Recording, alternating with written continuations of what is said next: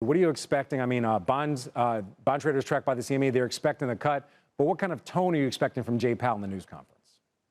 Well, I expect a cut. The Fed hasn't dissuaded us of that, and I think that's very likely. But I do think the tone will change, Frank. I think the Powell will, in the press conference and in the statement after the meeting, make the case that the Fed should go much more slowly in its rate cuts going forward, and even lay the foundation for a potential pause here for an extended period. Because, there's a lot of uncertainty with regard to economic policy under the new Trump administration, tariffs and deportations, what's going to happen with fiscal policy, tax spending policy.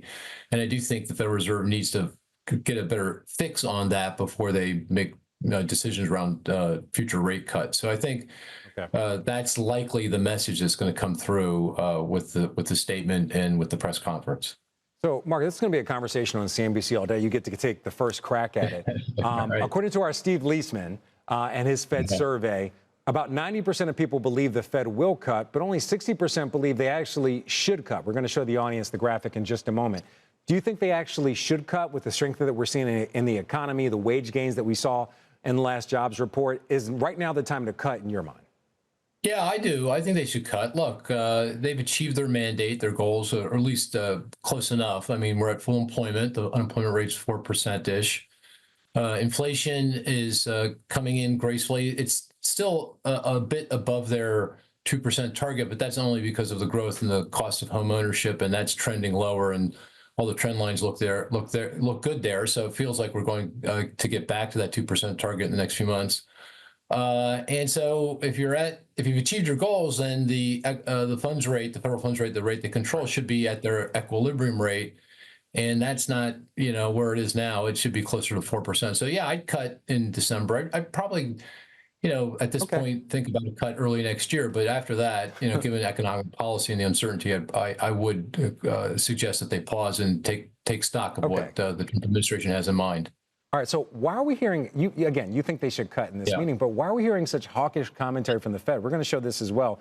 If you look at Eric Rosengren, he says, I would dissent against a cut. Esther George, I'd be inclined to say no cut. All the way to Jerome Powell, we can afford to be just a little bit more cautious.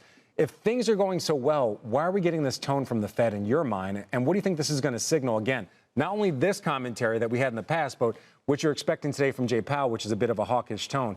What do you see the market reaction being?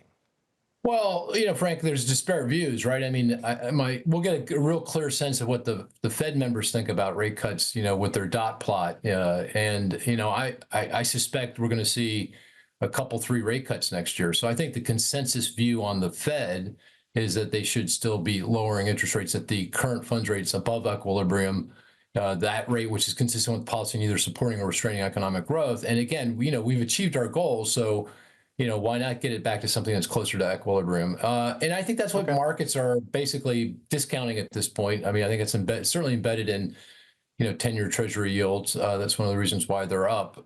So I do think markets and the Fed are pretty much on the same page. And I think after today's meeting, they'll be on the same page.